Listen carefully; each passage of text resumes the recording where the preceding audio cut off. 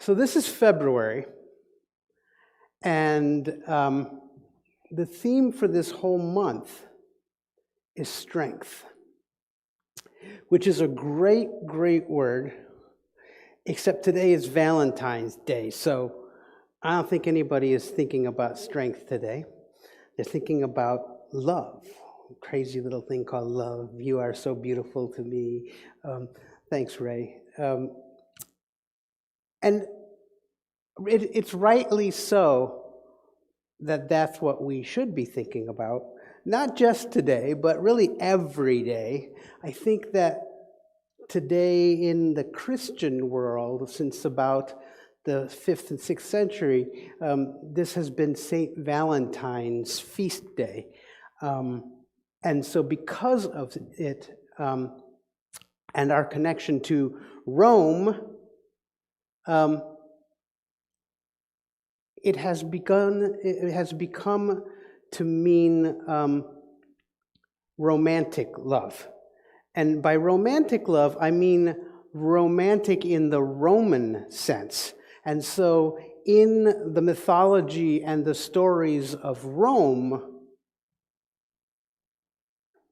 the idea of love between a man and a woman became an almost religious aspect of the Roman Empire's religion. And when they Christianized, they took that idea and they embodied it within a particular soldier. And there are like half a dozen myths about who St. Valentine was. But in almost all of them, he's a Roman, he converts, he goes to prison, and he does miracles. Many of those miracles have to do with bringing couples together or healing the blind or the sick or his own love or his own unrequited love. And so there's a whole bunch of stories that go around it, and they're all romantic, all right? So we use that in the Roman sense of the word. But this is February, and it is a short month, but it has 27, sometimes 28 days that are not devoted to St. Valentine. And so it's appropriate that we can talk about strength. But today, because I'm always looking for a challenge, I want to talk about both. I want to talk about strength, and I want to talk about love. But I don't want to talk about just that, because February is called the invisible month in Rome and in Greece before Rome, and in the kingdoms that made up the Roman Empire and the Greek Empire before that. It was called the invisible month. So if you imagine that the months that we have, if you've ever thought about this, they have names like September and October and November, and if you speak Latin, because I know all of you do speak Latin, they mean like 7 and 8 and 9. And at one time, there were 10 months, right? And an extra month for God. And then the months were numbered. Like the 5th month was called Quintilla. All right? So Quintilla means the 5th month. But what they started doing is each Caesar declared himself a god, and then he took a month. But there's one month that nobody touched and nobody talked about, and that month was called February. Februalia is represented in that month, and Februalia is the feast month. Why is it the feast month? Because in ancient Rome, the government and the religion were one. And the Caesar was not only the king, the democratically elected king who elected himself, but he was also dictator at perpetuum. He was the dictator for life, and he was the pontifex. The pontifex is the pontiff. He was also the high priest. He was the Pope of Rome, as well as the Caesar of Rome. And because of that, he was the religion. Except that citizens that bought into it, his base, so to speak, they all worshiped him like a god. But they were the minority of people in Rome. Because women were not allowed to be citizens, pagans were not allowed to be citizens, Jews and Gentiles, they were not allowed to be citizens. The vast majority of people in the Roman Empire was not allowed to be part of the government or the religion. February was their month. Why? Because you have to keep the people happy. And so in February, we see a whole bunch of different things. On the 1st of February, we see what we call Imbolc. Imbolc is a Celtic or Gaelic religious celebration on the 1st of February. But Imbolc means ewe's milk. Ewe's milk is what starts happening in February. The sheep start having babies and we start seeing milk. And there's a celebration around it, but it's not just a Gaelic or Celtic celebration.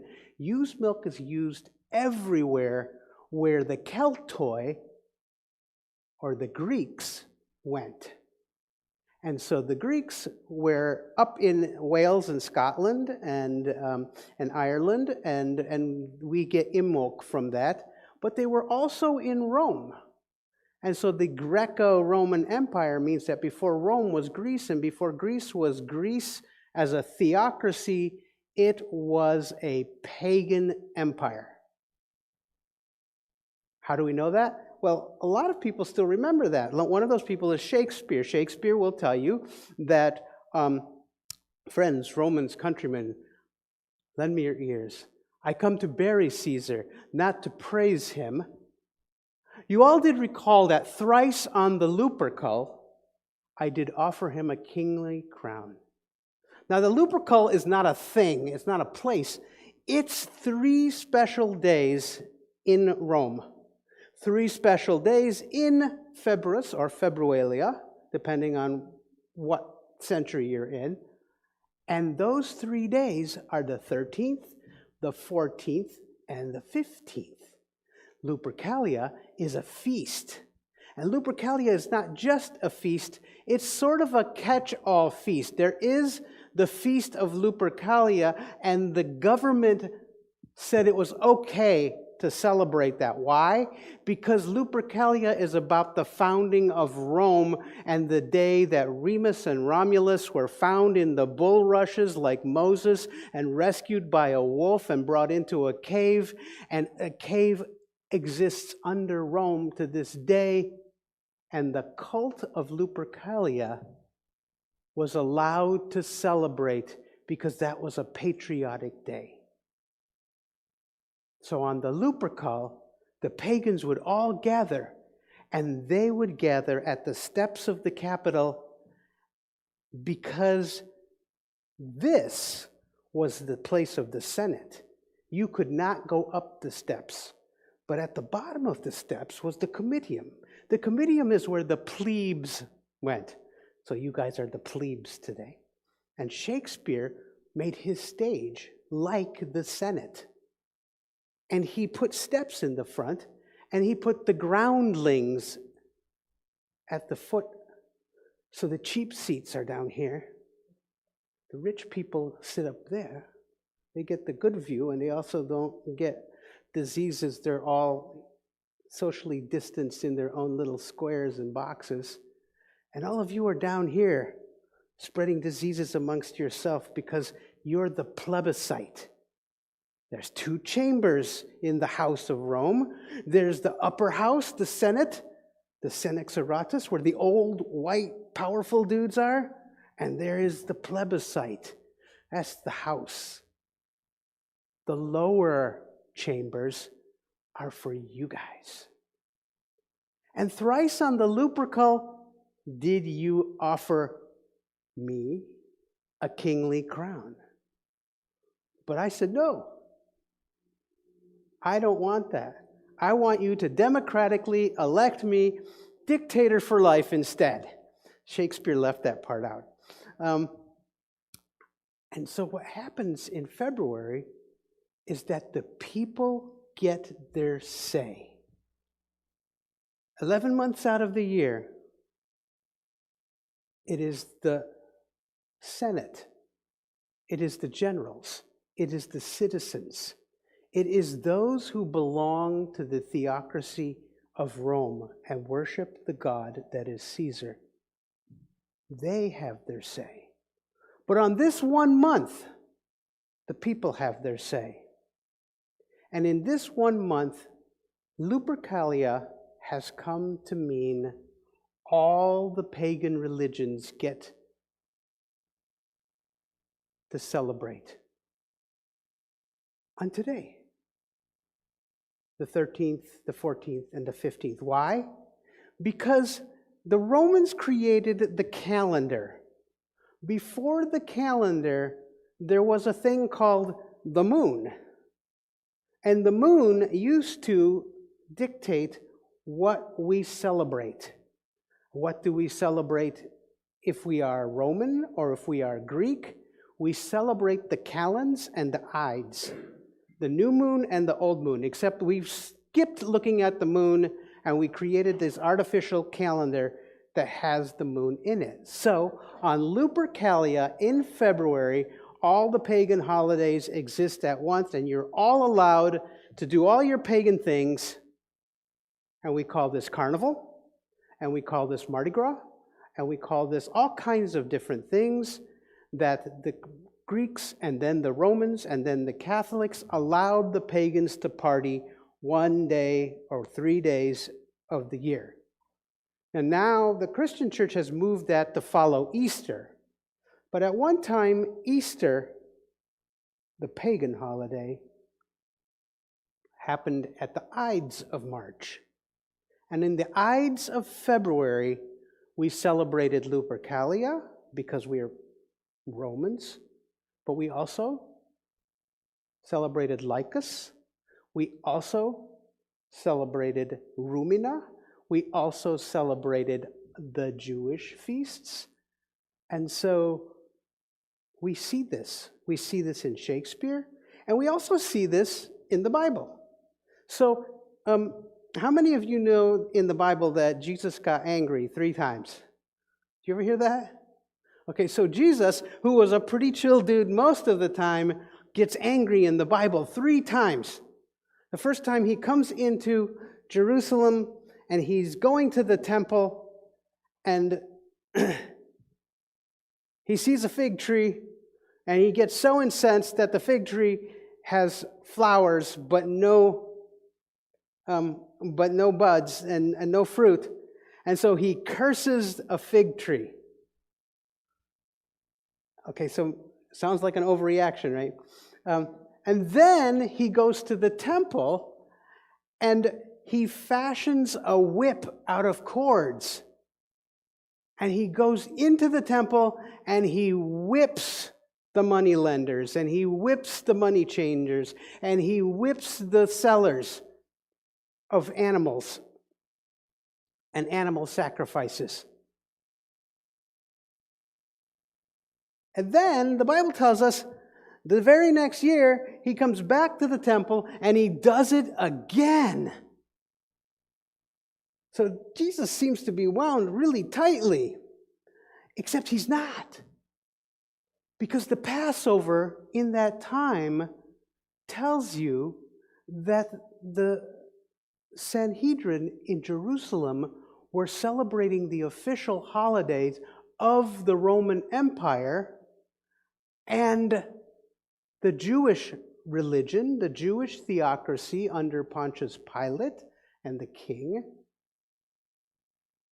and the people were allowed a month before Passover and Lupercalia, and the feasts of Roman Empire, because remember Judea and Jerusalem and Palestine belonged to Rome, right?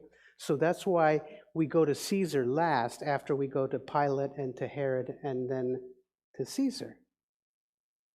What happened there? It's the middle of February. It's right before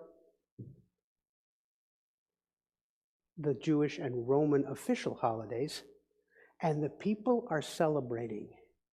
And the people are celebrating, and the Bible tells us that Jesus did not go into the temple. He went to the comitia, or the comitius. What is that? That's the space in front of the temple where the place of the Gentiles are. Gentiles are non-Jews. Christians are Gentiles. Pagans are Gentiles. And what was happening at the time? Well, when our people all get together, Rome and the Sanhedrin, which are the Roman senators in that are in Jerusalem, in other words, they are both the priests and they are the political heads of the empire in that particular government state. So just like the Senate, the Sanhedrin are the political theocratic heads. And what are they doing? They are collecting taxes because all the people are gathered. And how do they collect taxes? Well, all the pagans have to go and make animal sacrifices. And at this time of the year, all of the Jews also have to make sacrifices. They're sacrificing doves. And so somebody says to Jesus, what do you say about all of these taxes? Because that's what's happening in the comitias. That's what's happening in the market. The public place is where pagans are buying from the government and from the church goats, sheep, lambs, doves, eggs, salt, anything you need to make your pagan sacrifice or your Jewish sacrifice, you have to buy from the church. And you have to pay a tax on it to Caesar and to the Judean and Palestinian government. Not only that, but the church wants you to take 2 pennies. Can't be Roman money. It has to be 2 Jewish pennies or 2 half pennies and take it to the church. It's their tax. It's how they're making money. How do we know that? Because Jesus tells us the story of the widow's mite. Everybody else takes the tiny little penny and gives it to the church. Her tiny little pennies were all she had. And she gave it all to the temple. There are clues in our stories, in our Bible, about what things are. And Jesus was not just randomly whipping people. He was making a Roman Lupercalia scourge from the sacrificed strings, the thongs, the skins of goats that had all been freshly sacrificed. And many of it still had blood on it, and he fashioned a scourge in the way of pagans of the time and for hundreds of years before it. And they would whip the women with blood in order to make them fertile and lucky, just as California does in Julius Caesar. And Shakespeare has Caesar saying to Mark Antony, in the race, I want you to make sure that you whip my wife so that she may be not barren. Mark Antony was doing a pagan thing for the pontifex, for the Caesar/Pope of Rome. Because Calphurnia was an augurer and an auspex, and she was a pagan. And she has dreams, and she reads the entrails, and she has augurers with us because she's a pagan. Why is she a pagan? Because she's a woman. She can't be a citizen, and she can't be a believer in the religion of Rome. She has her own religion, just like women had their own religion in before pre-Christian times. How do we know that? Because Jesus curses the fig tree. Why does he curse the fig tree? Because the women worshipped Rumina, and Rumina was the goddess of breast milk. And this was her time, and her time was represented by the breasts on the fig tree, and the fig trees would ooze this white milky substance, and that was prized. Jesus did not just curse a fig tree. He made a pagan gesture based upon the religion of the women at the time who understood what it was that he was saying. Because nobody in February expects a fig to be in a tree. Wild figs are planted at the base of every temple, just as they are in Rome, because on the banks of Tiberias, the Caesar's river, it is said that the fig tree represents Rome, just as the Palatine Hill represents Rome, just as the Lupercalia underneath represents Rome. And so the women were allowed to worship the fig tree in the form of Rumina. And you see these statues that have multiple breasts. They're wild fig trees. And Jesus was saying, I curse the fig tree that does not bear fruit. And he was speaking to the pagans. How do we know he was speaking to the pagans? Because on February 2nd is the day of Candlemas. And it is said that 40 days after the birth of Christ, that he will be presented to the temple, and at the temple he will fulfill the prophecy that all of the Gentiles and the pagan and women under St. Anne will bow down to him. And so thrice on the Lupercal, Jesus was offered a kingly crown. And he said no. Do you see this pagan pageant being done over and over again? So what does that have to do with string theory? We are 2,000 years later, modern people, okay? So Caesar is 44 BCE. Jesus is around 6 CE. We are now in 2020. And so we are so far advanced that we know all of that is pagan superstition. A guy named Einstein decided that the world was put together around mathematical and scientific constructs that only he understood at the time. One of them was E equals mc squared, and we think of that as the speed of light. But it's not. It was about gravity. It's not about speed, it's about gravity. Okay, remember that. He also theorized at the time that there was some sort of a theory that held everything together. Now, he wasn't willing at that point to say that was God or that there is an intelligent universe, but he was saying that there is something that pulls it all together. And he was probably right, because decades later, lots and lots of physicists, quantum physicists as well as theoretical physicists as well as mathematical physicists, all said he's right. And they didn't agree on what it was that was this theory that holds everything together. But they agreed that it must exist because mathematically, Einstein and all kinds of people proved it later. And so there's this idea of a thing called particle physics, that everything comes down to tiny little particles, and even nothing is made of particles. And that's a weird thing to wrap around, because we know that 95% of the universe is nothing. But space can't be nothing because space can expand. And how can nothing expand? It's like saying you're the dictator at perpetuum into infinity and beyond. Anybody watch Toy Story?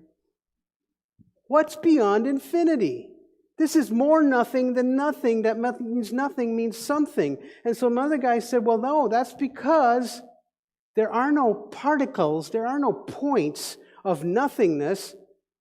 There must be little tiny springs and strings that are dancing, that those points represent things that we can't see that are even beyond the universe and beyond.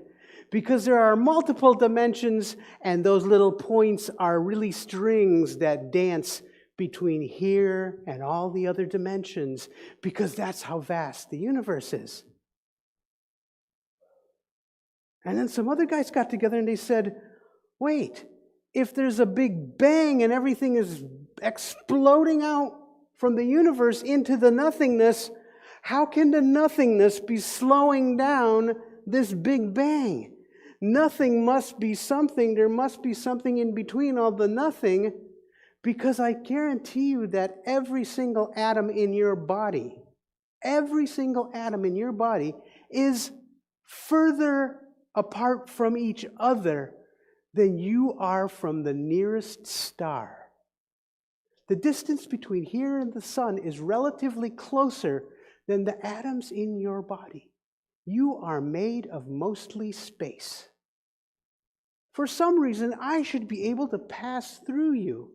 Why? There must be something. We call that the Boson's Higgs particle, or the God particle. Do you see what science is doing? In the February of their lives, they are taking all of their thoughts and putting it together because they understand something. What does this have to do with strength and love? The word strength and the word power are used by us interchangeably. Why? Because our language is English, and English comes from Rome, and Rome comes from Greece, and Rome and Greece were ruled by men, and they decided that strength and power must be the same thing. Why? Because they took strength away from women. The Lupercalia, the Rumina, and all of the feasts of February are around the idea of love. But the Greeks will tell you that there are 7 kinds of love. I see Mike is preaching on the 5 kinds of love. In the Bible, they talk about 4 kinds of love. But remember that the Bible was written in the Greek language. And in the same way the Inupiaq and the Inuits have 11 words for snow, the Greeks have 7, 11, sometimes people say 12 words for love. But if you look in the Bible, and if you look in Roman history, the words for love are philia, brotherly love; eros, romantic love, the love of Cupid. We celebrate that today. And agape, godly, infinite love. And Surge. What's Surge? It's empathetic love. It's my love just generically for all of you. Is anybody here a mother? Does anybody here think that there's something missing in all of that? Because Surge used to mean the interconnected love of all of us, because we all come from the mother. You see, before February, it was Febris. And the Romans took Febris, the goddess, and they made her Juno. June is supposed to be February. But if you notice, they moved her to an empty month. Why? Because they wanted to take the pagan influence out of her. But I guarantee you that if you look up her epithets, her praise names, it's Febris, Februalia, Februania, Do you see where I'm going? The goddess lives in February. And strength comes from the word strings. The string theory of love is that all love emanates from the mother. At one time, the Greeks believed that there was a Father, a Son, and not a Holy Ghost, a mother. The Father, the Son, the mother. The Romans believed that Juno was the mother, as well as lots of other goddesses were considered the mother. And the Catholic Church at the time of St. Valentine had the love of God as God the Father, God the Son, and their love of the mother and the mate, who was called Isata. But Isata was erased because the pagans worshipped her as Isis. And the Isis as an Egyptian was the Egyptian heresy. So the mother became the Holy Ghost. Sophia becomes knowledge. All of the goddesses are erased. And in February, the goddess of love, whether she be Aphrodite or Februalia or Juno or Lupercalia, the wolf that rescued Ramus and Remus, and the fig tree, Rumina, all of the goddesses were erased under a generic day and given to a Roman soldier to represent love, romantic love, the love of Romans, the brotherly love, the love of God, the love of Caesar,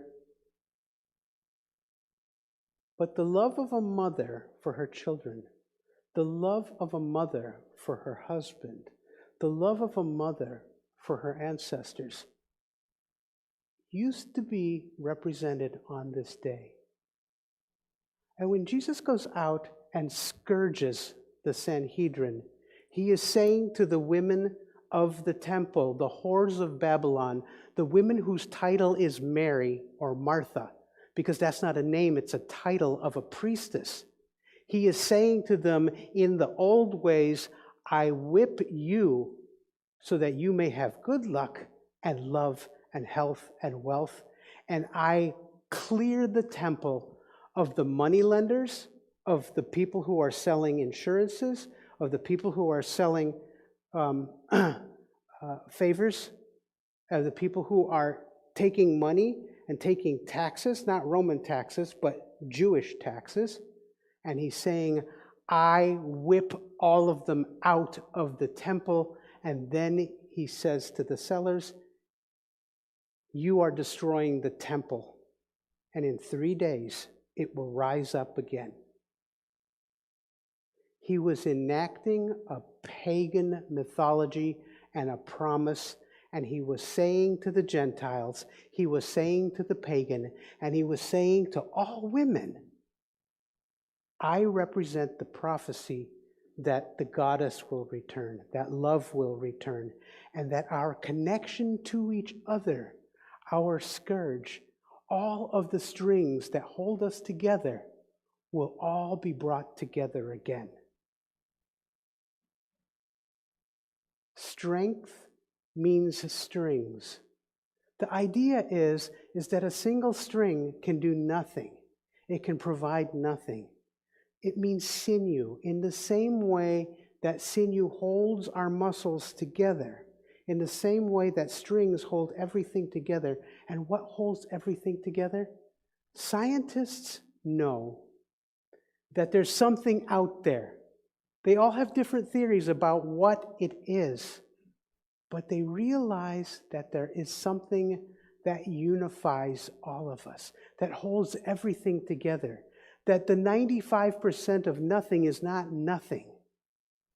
We can call it God, we can call it strings, we can call it particles, we can call it nothing, we can call it space, we can call it whatever we want. But pagan indigenous cultures for hundreds of thousands of years have called it something else.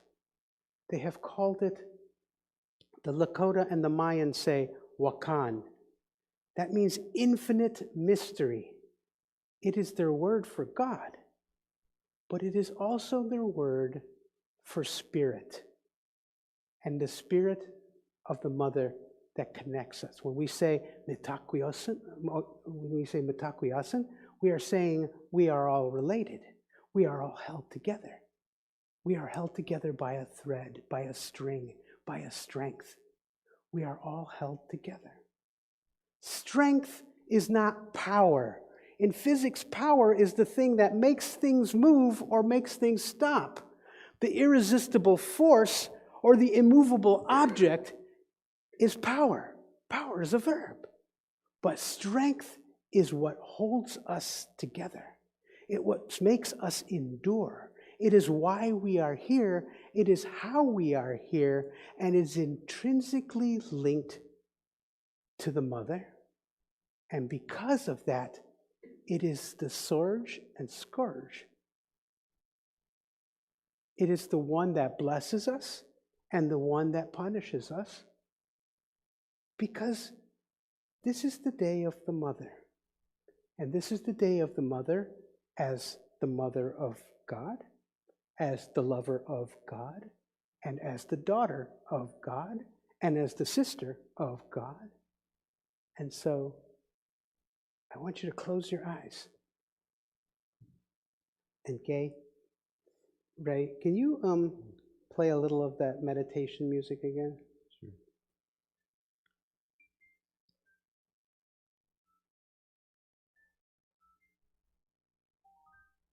I want you to close your eyes and imagine Ray Charles is singing about love, but he's also singing about nature and the fields and the trees and about the sun and the moon and the stars and all of the things that we have separated from God, that we have separated from each other.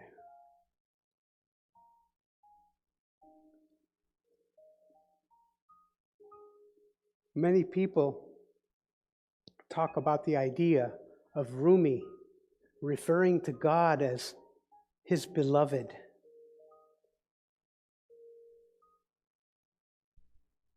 In the days before the religions of Rome and Greece, and even the kings before Greece, the kings of the Sabine and the other kings, Rumina used to be the milk of human kindness, the milk that comes out of a fig, the milk that comes from the ewe at the time when the sheep and the baby lambs are born.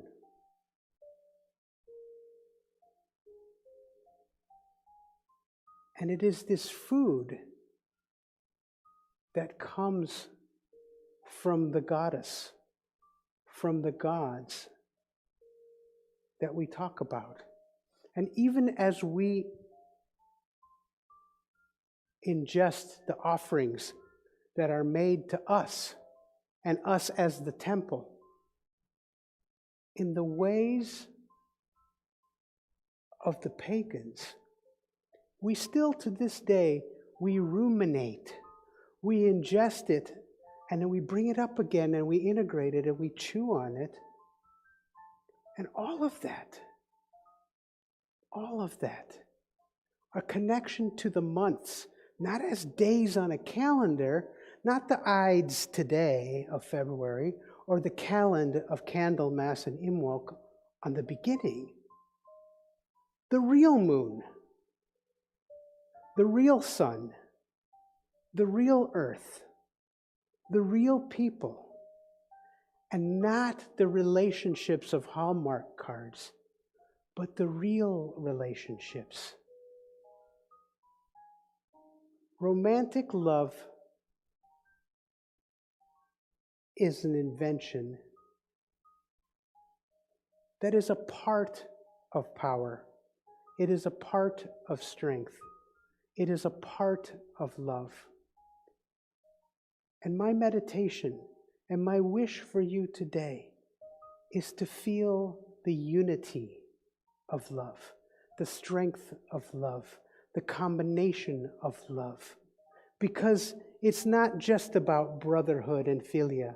It's not just about our empathy or our sympathy for each other. And our love of God, if we are not a part of God, at least a part of God, means that we can't understand love in anything but a theoretical way. It is like the bosun's Higgs theory. It is like the string theory. It is like, because we can't even fathom what a one-dimensional object is, or a string between dimensions, and love itself, God itself, is beyond our understanding. But nobody can say that they don't understand what the feeling is when it is there. What it feels like to receive it, what it feels like to give it, no matter what it is and where it comes from. Because like Jesus was saying, we are the temple. We are responsible.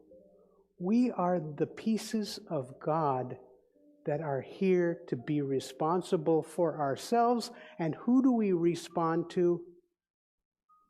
Each other.